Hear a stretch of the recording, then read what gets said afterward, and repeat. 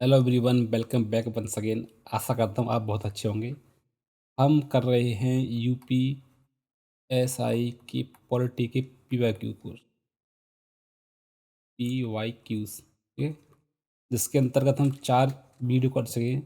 या हमारी होने वाली है 5वीं वीडियो। इसके अंतर्गत हम बहुत सारे क्वेश्चंस को डिस्कस करेंगे जो काफ़ी अच्छे लेवल के होंगे और आपके सारे कॉन्सेप्ट क्लियर होंगे इसमें, ठीक है, क्योंकि इसका वीडियो का लेवल जो होता है पिछली 4 वीडियो से काफ़ी अच्छा है। तो शुरू करते हैं पहला क्वेश्चन। पहला क्वेश्चन है कि किसी राज्य में पंचायतों की वित्तीय स्थिति की समीक्षा करने के लिए राज्य वित्त आयोग का गठन कौन करता है? तो इसका आंसर क्या होगा? इसका आंसर होगा बी, राज्य के राज्यपाल। देखिए, जो राज्य वित्त आयोग होता है, राज्य वित्त आयोग होता है, वो एक संवैधानिक संस्था है। क्या है? संवैधानिक संवैधानिक संस्था है, मतलब एक कॉन्स्टिट्यूशनल बॉडी है। इसका उल्लेख जो है आर्टिकल 243 का आई में इसका उल्लेख किया गया है। अब इसका प्रमुख कार्य क्या होता है? कार्य होता है कि राज्य होता है, राज्य राज्य और स्थानीय निकायों, स्थानीय निकायों जैसे पंचायत, ठीक है, पंचायत और म्यूनसिपलिटी, नगर पालिका के मध्य जो आर्थिक संबंध होते हैं उनकी समीक्षा करना, आर्थिक संबंधों की समीक्षा करना और उससे संबंधित रिपोर्ट किसको देना? राज्यपाल को। ठीक है, ठीक है। आर्थिक संबंध का मतलब ये है कि राज्य और स्थानीय निकाय के बीच में जो है आर्थिक संबंध का मतलब ये होता है कि राज्य द्वारा जो भी टैक्स लगाए जा रहे हैं उसका कितना हिस्सा पंचायतों को या स्थानीय निकाय को मिलना चाहिए। ठीक है, कौन कौन से अधिकार जो है स्थानीय निकाय को दें ताकि वो और बेहतर तरीके से काम कर पाएँ। ठीक है, कितना फंड उनको दें, कितना न दें, तो इससे संबंधित समीक्षा करता है और अपनी रिपोर्ट देता है किसको? राज्य के राज्यपाल को। उसके बाद उस पर डिबेट होती है। उसके बाद राज्य की जो विधानसभा है, वो राज्य की सरकार होती है, वो डिसीजन लेती है। ठीक है, ऐसे ही होता है सेंटर में भी। तो सेंटर का क्वेश्चन आएगा तो मैं सेंटर में बताऊंगा। ठीक है, तो इसका आंसर क्या होगा? B, B is the right answer. Next question, Panchayati Raj संस्थाओं के खातों के रखरखाव और उनकी लेखा परीक्षा, ऑडिटिंग के संबंध में प्रावधान करने का अधिकार किसे है? ये सेम सेम वो चीज़ है, राज्य की विधायिका को है। ठीक है, राज्य की विधायिका को है जो एक अधिकारी नियुक्त करती है। ठीक है, ऑफिसर एक नियुक्त करती है वो। ठीक है, और जो कैग CAG के साथ हेल्प के साथ में जो है काम करता है और पंचायतों के खाते होते हैं उनकी क्या करता है? ऑडिटिंग करता है। ठीक है, कैग यहाँ पर डायरेक्टली नहीं शामिल होता इसमें। ठीक है, वो तो सेंटर में होता है, डायरेक्टली शामिल नहीं होता, लेकिन अगर राज्य विधायिका चाहे तो राष्ट्रपति से परमिशन लेके वो ऐसा कर सकती है। ठीक है, लेकिन इस क्वेश्चन का आंसर होगा वो बी होगा। ठीक है, न ये होगा और न ये होगा और न ये होगा। Right, B is right answer. Next question,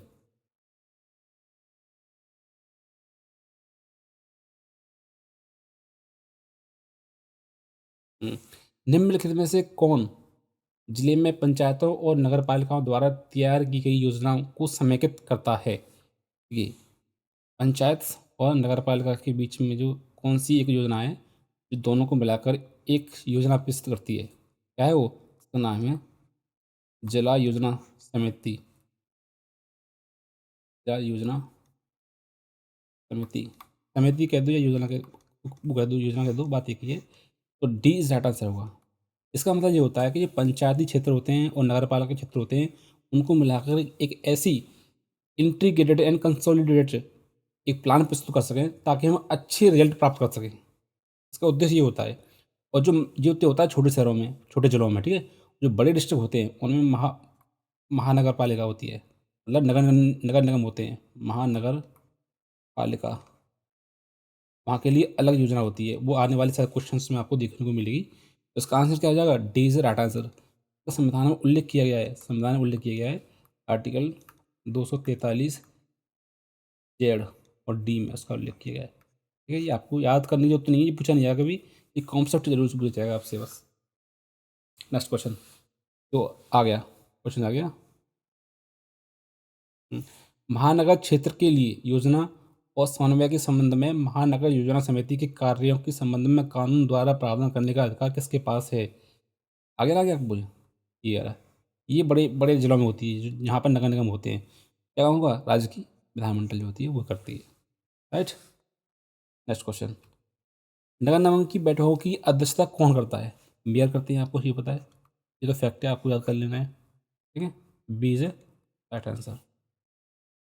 next question, next question है आपका, लोकतांत्रिकरण का अर्थ क्या है? ठीक है, तो केंद्र सरकार की शक्ति बढ़ाना, ये तो गलत है, ये तो हो ही सकता। ठीक है, स्थानीय सरकारों के पक्ष में शक्तियाँ हस्तांतरित करना, ये होगा इसका answer. B is a right answer. क्योंकि अगर हम पावर्स का डिसेंट्रलाइजेशन करेंगे तभी तो डेमोक्रेसी आएगी। क्या आएगी? डेमोक्रेसी की स्थापना होगी। ठीक है, तो बी इज राइट आंसर। तो इसमें ये भी नहीं होगा, ये भी नहीं होगा और ये भी नहीं होगा। ठीक है, अरे पंचायतें स्थापित करने से डेमोक्रेसी नहीं आ सकती जब तक उनको राइट्स नहीं दोगे, उनको शक्तियाँ नहीं दोगे कि वो अच्छे तरह से काम कर पाएँ, उससे पहले डेमोक्रेसी की स्थापना नहीं हो सकती है। तो उसमें बी इज राइट आंसर होगा। ठीक है, नेक्स्ट क्वेश्चन, वे विषय जिन पर केंद्र और राज्य सरकार दोनों कानून बना सकती है वो क्या है? तो कौन से होते हैं? वो समवर्ती सूची होती है। ठीक है, मैं यहाँ पर आपको थोड़ा बता देता हूँ।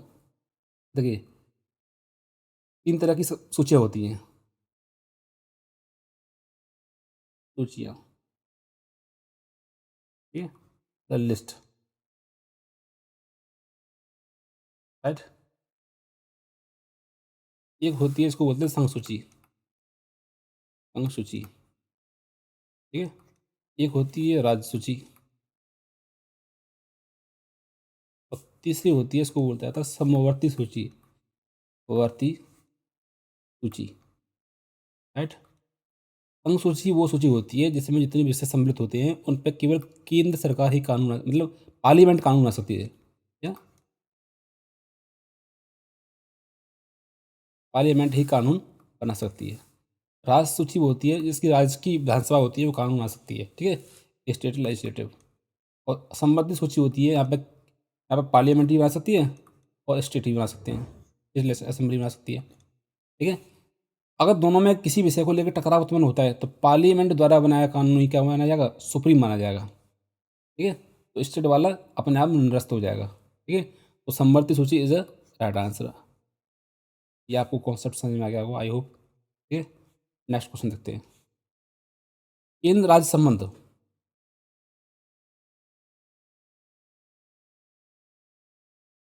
केंद्र राज्य संबंध किस अनुसूची में है? हम सभी को पता है केंद्र राज्य संबंध किस अनुसूची में? वो है आपके 7वीं अनुसूची में। ठीक है, मैं आपको बताता हूँ, संविधान के भाग 11 में केंद्र और राज्य के बीच, केंद्र और राज्य संबंधों की बात की गई है, राज्य संबंधों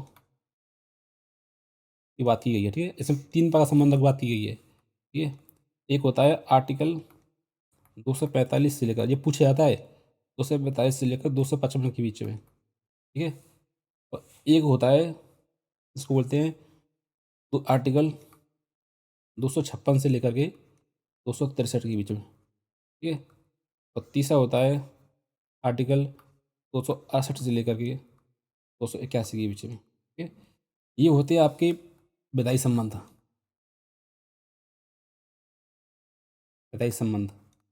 ठीक है, ये होते हैं आपके प्रशासनिक संबंध, प्रशासनिक। ठीक है, ये होते हैं आपके वित्तीय संबंध। ठीक है, अब एक क्वेश्चन पूछ लेता है ये आर्टिकल देके कि, इन दो राज्यों के बीच में वित्तीय संबंध किस आर्टिकल से किस आर्टिकल तक है। ठीक है, तो ये आपको याद रखने हैं, ये पेपर में आते हैं इसलिए मैंने यहाँ पे लिखे हैं। ठीक है, चलते नेक्स्ट क्वेश्चन पर, संसद व विधानमंडल किन विषयों पर कानून बना सकती है, उनका उल्लेख किस अनुसूची में किया गया है?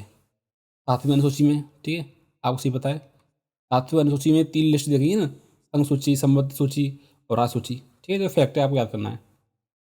भारतीय संविधान के निर्माताओं द्वारा किस देश के संविधान से केंद्र के पास अवशिष्ट शक्तियां होने की संकल्पना को लिया गया है? क्योंकि अवशिष्ट शक्तियाँ क्या होती हैं, मैं आपको दोबारा बताता हूँ। मान लीजिए कि ये संघ सूची है आपकी, ठीक है, और ये है आपकी राज्य सूची। ठीक है, और ये है आपकी समवर्ती सूची। ठीक है, समवर्ती सूची। इन पे तो केवल पार्लियामेंट कानून बनाती है, आप हम सबको पता है। इन पे बनाते हैं स्टेट लेजिस्लेटिव असेंबली कानून बनाती है। इस पे पार्लियामेंट भी बना सकती है और स्टेट लेजिस्लेटिव असेंबली भी कानून बना सकती है। इसके अलावा जो विषय इसमें भी नहीं है, इसमें भी नहीं है, इसमें भी नहीं है, मतलब तीनों में शामिल नहीं है, वो कहाँ शामिल होते हैं? वो होते हैं अवशिष्ट शक्तियों के अंतर्गत। ठीक है, अवशिष्ट शक्तियों के अंतर्गत आते हैं। ठीक है, और अवशिष्ट शक्तियाँ हमेशा हमेशा पार्लियामेंट के अधीन होती हैं। किसके अंदर? पार्लियामेंट के अंदर। पार्लियामेंट ही इसकी कानून बना सकता है, राज्यों को इस पर कोई अधिकार नहीं है। आगे पूछा इसने कि संविधान निर्माताओं द्वारा किस देश के संविधान से केंद्र के पास अवशिष्ट शक्तियां होने की संकल्पना को लिया गया है? वो है कनाडा। ठीक है, तो सी इज राइट आंसर। ठीक है, नेक्स्ट क्वेश्चन देखते हैं। नेक्स्ट क्वेश्चन है, राज्य की विधि निर्माता अधिकारों के संबंध में निम्नलिखित में से कौन सा कथन सही है? नंबर 1, संसद राज्य सूची के विषय पर कानून बना सकती है अगर 2 या 2 से अधिक राज्यों के विधानमंडल इस निष्कर्ष पर पहुंचे कि संसद विधेयक उन राज्यों से संबंधित राज्य सूची के विषयों पर कानून बना सकती है, बिल्कुल बना सकती है। देखिए, ये कहता है आपका आर्टिकल 252, ये कहता है कि 2 या 2 से अधिक राज्य अगर स्पेशल मेजोरिटी के साथ एक संकल्प पारित करते हैं कि पार्लियामेंट को राज्य सूची के विषय पर कानून बनाना चाहिए, तो पार्लियामेंट ऐसे विषय पर कानून बना सकता है। ठीक है, वो भी सिंपल मेजोरिटी से पास करके। ठीक है, तो एज राइट आंसर होगा। ठीक है, और दूसरा बी करा है, संसद द्वारा पारित कोई भी अधिनियम ऐसे राज्यों तथा अन्य कोई भी राज्य जो इस प्रकार के संकल्प पारित करता है और लागू कर सकता है, बिल्कुल कर सकता है। मान ली 2 राज्य गए, मतलब बिहार और उत्तर प्रदेश दोनों गए कि भाई राज्य सूची के विषय में कानून बनाओ, और बात कानून बने भी और लागू हो गया इन दोनों में। पीछे गया एमपी, मतलब मध्य प्रदेश गया कि हमें भी ये लागू करना है, तो ये अपनी विधानसभा में एक संकल्प पारित करके इसको लागू कर सकता है। ठीक है, इसमें भी। ठीक है, संसद के पास ऐसे अधिनियमों को संशोधित तथा निरस्त करने का अधिकार भी है, बिल्कुल सी बात है। अब ये कानून बनता है आर्टिकल 252 के तहत, उसमें संशोधन करना, उसको निरस्त करने का अधिकार केवल पार्लियामेंट को ही है, क्योंकि पार्लियामेंट उसको बना रही है। राज्यों के पास इसमें कोई अधिकार नहीं है। कल राज्य जी कहेंगे इसको खत्म कर दो, तो पार्लियामेंट ही खत्म करेगी, राज्य खत्म नहीं कर सकते। और कल राज्य जी कहते हैं कि इसमें अमेंडमेंट कर दो, अमेंडमेंट भी पार्लियामेंट करेगी, न कि राज्य।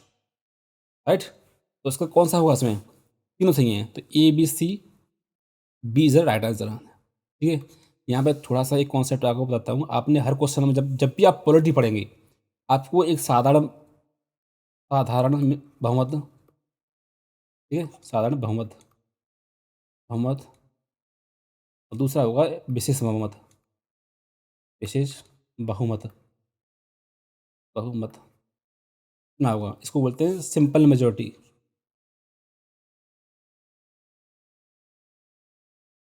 ठीक है, इसको बोलता है स्पेशल मेजोरिटी।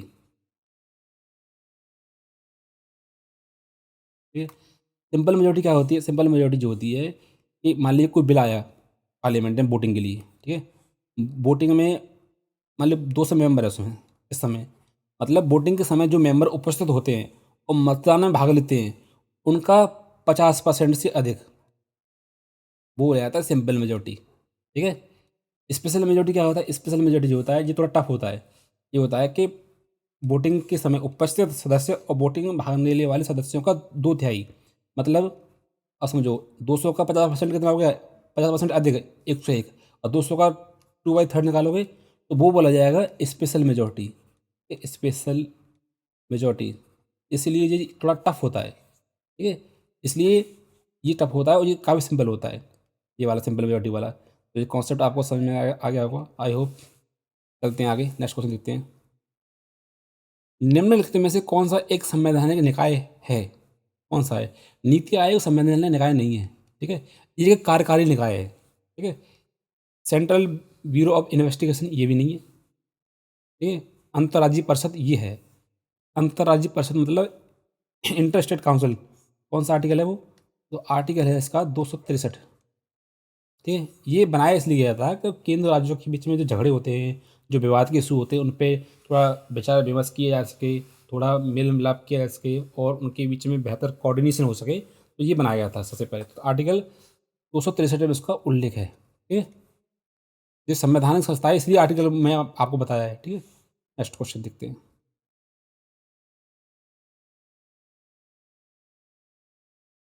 हाँ, भारतीय संविधान के किस अनुच्छेद में ये कहा गया है कि कर कैसे लगाया जा सकता है या वसूल किया जा सकता है?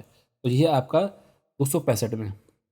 केंद्र राज्यों के बीच जो व्यक्ति संबंध में पढ़ेंगे तो उसमें पूरे डिटेल में आपको पढ़ाऊंगा, ठीक है। तो डी इज राइट आंसर। हमारे संविधान का कौन सा अनुच्छेद माल और सेवा कर परिषद से संबंधित है?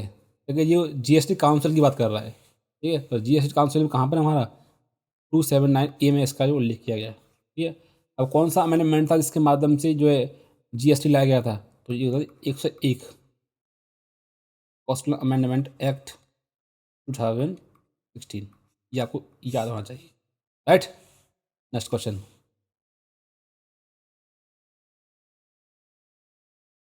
हाँ, भारत के संविधान का कौन सा अनुच्छेद वित्त आयोग के लिए अर्ध न्यायिक निकाय के रूप में प्रावधान करता है? वो कौन सा आर्टिकल है? वो आर्टिकल है 280, ठीक है। 280 के अंतर्गत वित्त आयोग का उल्लेख किया गया है, ठीक है। और राज्यों का क्या किया गया है? मैंने आपको बताया था 243 आई में, मतलब राज्य वित्त आयोग का उल्लेख किया गया है। और जो केंद्र में होता है कौन सा होता है? 280 में, ठीक है। ये आपको याद होना चाहिए, आर्टिकल आते हैं ये वाला, असल ये तो बहुत आता है पेपर में, ठीक है। नेक्स्ट क्वेश्चन देखते हैं। अंगला भारतीय समुदाय अंगला भारतीय समुदाय के लिए लोकसभा में कितनी सीटें आरक्षित थीं? तो 2 थीं, राइट। लेकिन अब नहीं होती, खत्म कर दिया गया। अब कौन सा अमेंडमेंट था? वो ये पूछा जाता है पेपर में। वो अमेंडमेंट था 204वां कॉन्स्टिट्यूशनल अमेंडमेंट एक्ट। ये आपको याद रखना, ये तो हमेशा आता है। ये आपको याद रखना है हमेशा, ये पूछा जाता है, ठीक है। 2019,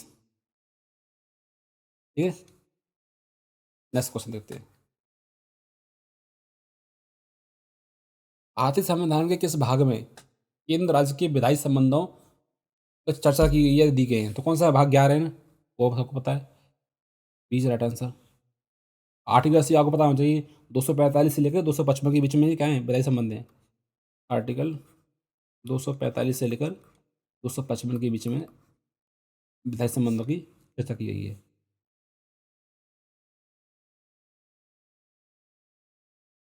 केंद्र और राज्यों के बीच विधायी विषयों के विवरण के बारे में निम्न में से कौन सा कथन सही है?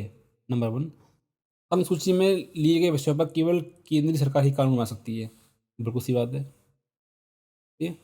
राज्य सूची में दिए गए विषयों पर संघ और राज्य सरकार दोनों कानून बना सकती है, ये भी सही है। देखो, यहाँ पे एक फैक्ट आपको याद रखना है। राज्य सूची में दी गई विषयों पर संघ और राज्य सरकार दोनों कानून बना सकती हैं, लेकिन ये वो होता है कि विपरीत परिस्थितियों में बना सकती हैं, सामान्य परिस्थितियों में नहीं बना सकती हैं, ठीक है। तो ये क्वेश्चन गलत माना जाएगा यहाँ पे, ठीक है। तो मतलब क्या है? P is right answer. P मतलब इज राइट आंसर, मतलब पी सही होगा, क्यों गलत होगा? दोनों नहीं बना सकती भाई, राज्य सूची के विषय पर तो केवल राज्य सरकार कानून बना सकती है ना, दोनों नहीं बना सकती, लेकिन विपरीत परिस्थिति में बना सकती हैं। जैसे कि आपने पता होगा आर्टिकल 249, आर्टिकल 250, आर्टिकल 252, ठीक है। वो परिस्थितियाँ दी गई जिनके आधार पर जो है केंद्र सरकार कानून बना सकती है। आर्टिकल 253, ठीक है। ये आर्टिकल आपको याद रखने चाहिए, ठीक है। तो सी इज राइट आंसर। सरकारिता आयोग का गठन हुआ था समीक्षा करने के लिए, मतलब किन की समीक्षा करने के लिए सरकारिता आयोग का गठन किया गया था? ये तो इंपॉर्टेंट क्वेश्चन है, ये तो बहुत सारे पेपर में पूछा जाता है, तो इस पर आप डबल स्टार आपको कर लेना है। तो सरकारिता आयोग का गठन किया गया था केंद्र और राज्यों के बीच में जो संबंधों की समीक्षा करने के लिए। D is right answer. ये बना था 1983 में बना था, और ने अपनी रिपोर्ट दी थी 1988 में। हालांकि ये नहीं पूछा जाता, ये पूछा जाता है बस यही कि सरकार का आयोग जो है इससे संबंधित है, केंद्र और राज्यों के बीच संबंधों पर संबंधित है। पंचायतों के चुनाव कराने हेतु निर्णय किसके द्वारा लिया जाता है? हम सबको पता किसके द्वारा लिया जाता है? राज्य सरकार द्वारा। राज्य सरकार ही प्रमुख होती है इसमें, ठीक है। फैक्ट है ये तो। Next question. पंचायत चुनाव होते हैं 4 वर्ष के बाद नहीं भाई, 5 वर्ष के बाद होते हैं, 5 वर्ष के बाद होते हैं, ठीक है। बीच राइट आंसर। निम्न निम्नलिखित में से कौन एक पंचायत से संबंधित नहीं है? क्या चीज़ है चारों में से जो पंचायत से संबंधित नहीं है? तो नहीं आएगा तो सबसे पहले क्या करना है, इसको सर्कल करना है, राइट। नंबर 1, राज्य निर्वाचन आयोग पंचायतों का चुनाव संपन्न कराते हैं, बिल्कुल सही है। देखो यहाँ पे एक चीज़ बताता हूँ आपको। राज्य निर्वाचन एक आयोग एक संवैधानिक बॉडी है, संवैधानिक संस्था है, जिसका उल्लेख आर्टिकल 243 ए में किया गया है, ठीक है। ये कॉन्स्टिट्यूशनल बॉडी है, ठीक है। तो ये तो नहीं है, तो नहीं है तो ये तो भाई कहता है 74वां संविधान संशोधन अधिनियम, हाँ यही तो है। बीज राइट आंसर हुआ, क्योंकि 74वां संविधान संशोधन किससे संबंधित है? नगर पालिकाओं से संबंधित है। तो ये भी सही माना जाएगा, ये भी सही माना जाएगा, तो आंसर कौन होगा? B is right answer. Next question देखते हैं।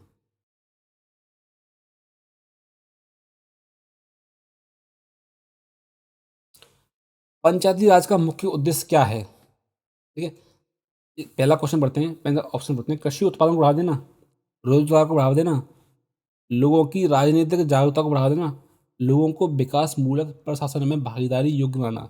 Yes, D is right answer.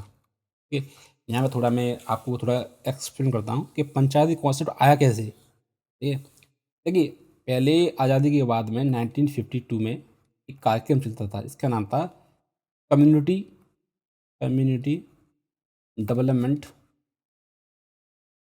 And program, तो हिंदी में बोलते हैं सामुदायिक विकास कार्यक्रम। ठीक है, ये कार्यक्रम सही तरह से काम नहीं कर रहा था, ठीक है, इसकी बहुत कमियां थी। तो पंडित नेहरू ने सोचा कि ये प्रोग्राम जो है काम अच्छी तरह से कैसे करे, इसके लिए कमेटी गठित की। उसका नाम था बलवंत राव मेहता कमेटी, कमेटी गठित की थी, ठीक है। उन्होंने कहा, तो कमेटी गठित की तो उन्होंने ये रिकमेंडेशन दिया कि लोग अपना विकास या स्थानीय स्तर पर विकास जब भी संभव है जब हम उनको जो है काम करने का अधिकार दें, उनको शक्तियाँ दें ताकि वो खुद अपना विकास कर पाएँ। वहीं से उसी को बोला जाता है पंचायत, पंचायत या पंचायती राज कह सकते हैं। इन्होंने 3 तरह की पंचायती स्तर की बात की, ठीक है, वो आने वाले क्वेश्चन के साथ होगा तो मैं आपको बताऊँगा, ठीक है। एक डिस्ट्रिक्ट लेवल पे, एक ब्लॉक लेवल पे, एक ग्रामीण स्तर पे, ठीक है। ये पूछा जाता है कि बलवंत राय मेहता कमेटी ने कितने प्रकार की जो पंचायती राज व्यवस्था की बात कही, तो 3 स्तरीय, जिला स्तर, ब्लॉक स्तर और ग्राम स्तर। कब की थी?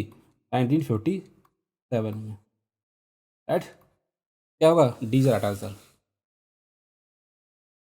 जो क्वेश्चन आ भी गया शायद, ये क्वेश्चन आ भी गया, देखो जरा। भारत में त्रिस्तरीय पंचायती राज व्यवस्था की सिफारिश की थी, किसने की थी? बलवंत राय मेहता कमेटी ने की थी। कब की थी? 1957 में। ये तो इम्पोर्टेंट क्वेश्चन है, इसको तो आप स्टार बना लो, right. Next question. Ashok Mehta समिति, सॉरी, अशोक मेहता समिति ने पंचायती राज के लिए किस प्रतिमान की संतुष्टि दी थी? कौन सा थी? 2 स्तरीय। ये फैक्ट है, आपको याद करना है। मतलब बलवंत रहता है किसने की थी? 3 स्तरीय, और अशोक मेहता ने कब की थी? 2 स्तरीय, ठीक है। Next question. पंचायती राज की त्रिस्तरीय प्रणाली में आते हैं, क्या आते हैं? ग्राम पंचायत, ब्लॉक पंचायत समिति, ब्लॉक समिति, ग्राम पंचायत, ब्लॉक समिति, जिला परिषद। ये होता है, इज राइट आंसर। ये होता है सबसे छोटे लेवल ग्राम स्तर पर, ठीक है, ये होता है ब्लॉक स्तर पर, और ये होता है जिला स्तर पर। बी इज राइट आंसर, ठीक है। भारतीय संविधान के किस संशोधन अधिनियम द्वारा पंचायती राज व्यवस्था को संवैधानिक दर्जा दिया गया था? ये दिया था 73rd कॉन्स्टिट्यूशनल अमेंडमेंट एक्ट 1992।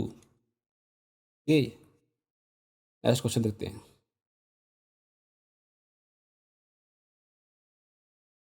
ग्राम पंचायतों के सदस्यों का कार्यकाल कितना होता है? 5 वर्ष होता है, आपको सभी को पता है। Is right answer. किस समिति या आयोग ने केंद्र राज्य संबंधों की जांच की? तो कौन सा? ये तो क्वेश्चन पहले भी कर चुका हूँ मैं आपको, तो ये होता है सरकार का आयोग। पंचायती राज प्रणाली पहले किन दो राज्यों में लागू की गई थी?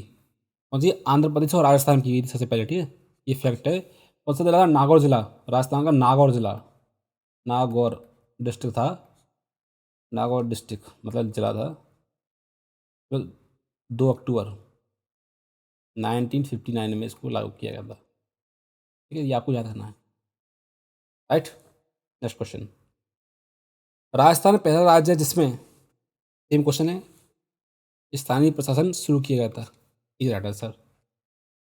राष्ट्रपति कितने साल में, सॉरी तकनीक खराबी थोड़ी, करेंगे मैनेज थोड़ा आज। राष्ट्रपति कितने साल में वित्त आयोग का गठन करते हैं? राष्ट्रपति कहते हैं 5 साल बाद, ठीक है, जरूरत पड़ने पर 5 साल से पहले भी कर सकते हैं वो, ठीक है। तो फाइनेंस कमीशन एक संवैधानिक आयोग है, ध्यान रखना, ठीक है। इसका उल्लेख कहाँ पे है? इसका उल्लेख है आर्टिकल 280 में, ठीक है।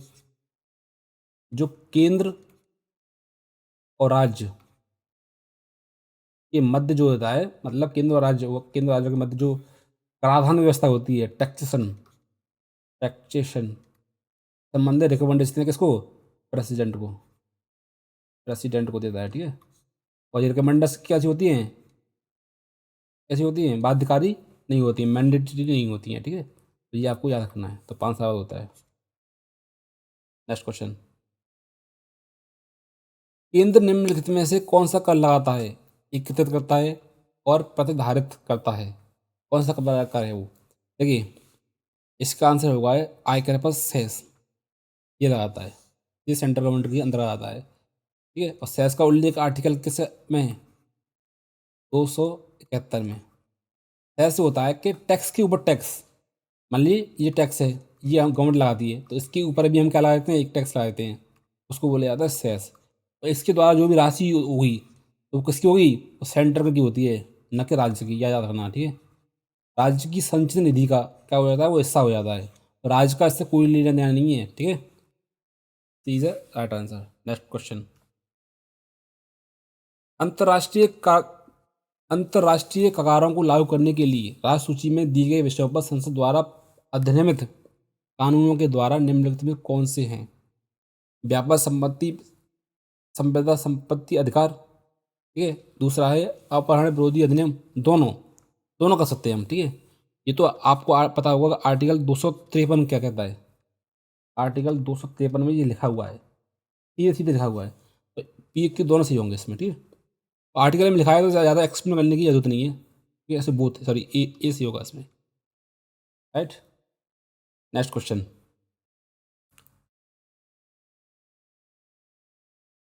हाँ, निम्नलिखित में से कौन सा अनुच्छेद अखिल भारतीय सेवाओं को सुनिश्चित करने के प्रावधानों को निर्दिष्ट करता है?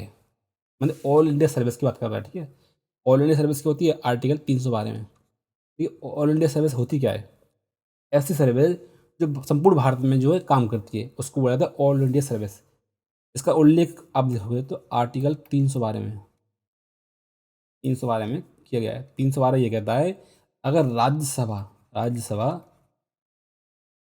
स्पेशल मेजोरिटी स्पेशल मेजोरिटी के साथ एक संकल्प पास करती है, एक क्या कहती है, एक प्रस्ताव को पास करती है कि राष्ट्रहित में पार्लियामेंट एक जो है नई अखिल भारतीय सर्विस को क्या करे? बनाए। तो पार्लियामेंट इसके लिए क्या हो जाती है? राजी हो जाती है, इसके लिए बाध्य हो जाती है कि वो एक नई अखिल भारतीय सर्विस का गठन करे। पार्लियामेंट कौन? Parliament, all all India service को, ठीक है। All India service parliamentary law law लेके आती है। लॉ पास होना चाहिए किसे? सिंपल मेजोरिटी से, सिंपल मेजोरिटी, ठीक है। उसके बाद नई ऑल इंडिया सर्विस बन जाती है। तो इस समय भारत में 3 ऑल इंडिया सर्विस हैं। एक है IES, ठीक है, ये होता है IPS, और एक होता है IFS। ये अभी वर्तमान में 3 ऑल इंडिया सर्विस हैं हमारे पास, राइट। तो इस क्वेश्चन का आंसर क्या होगा? B is the right answer. Next question. वर्तमान में भारत में कुल कितनी अखिल भारतीय सेवाएं हैं? दो अभी बताया मैंने आपको, कितनी है? 3। Is the right answer.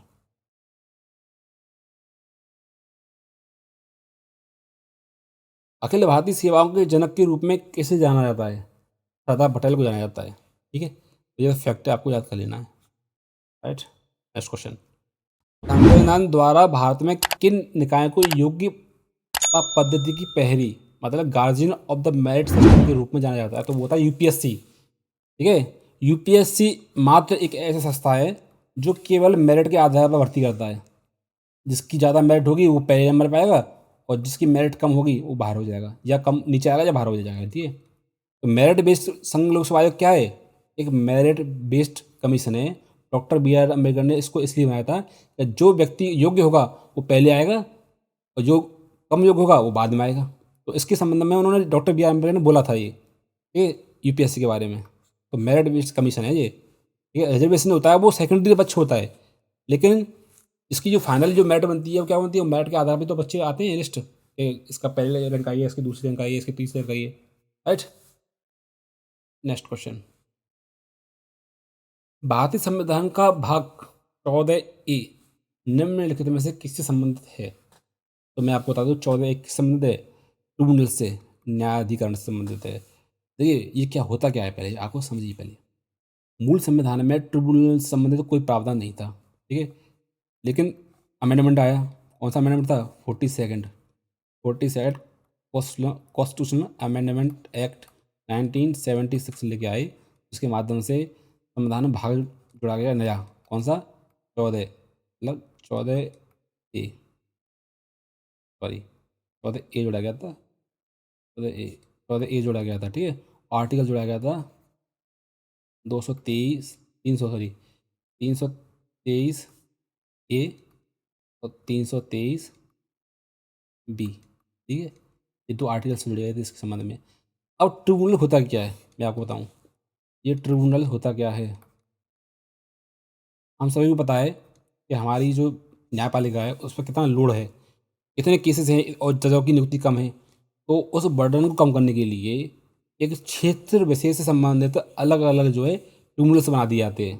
जैसे कि अगर आप सरकारी कर्मचारी हैं तो आपके लिए ट्रिब्यूनल अलग हो जाएगा। ठीक है, मतलब गवर्नमेंट एम्प्लॉई हैं आप, तो आपके लिए अलग न्यायालय बन जाएगा। ये न्यायालय होता है एक तरह का। ठीक है, अगर आप मान लीजिए श्रमिक हैं तो श्रमिक के संबंधित जितने मुद्दे होंगे आपके लिए अलग कोर्ट बन जाएगा अलग। ठीक है, और आप जो है दहेज प्रथा से संबंधित केस है, उसके लिए आपको अलग से क्या बन जाएगा? ट्रिब्यूनल बन जाएगा।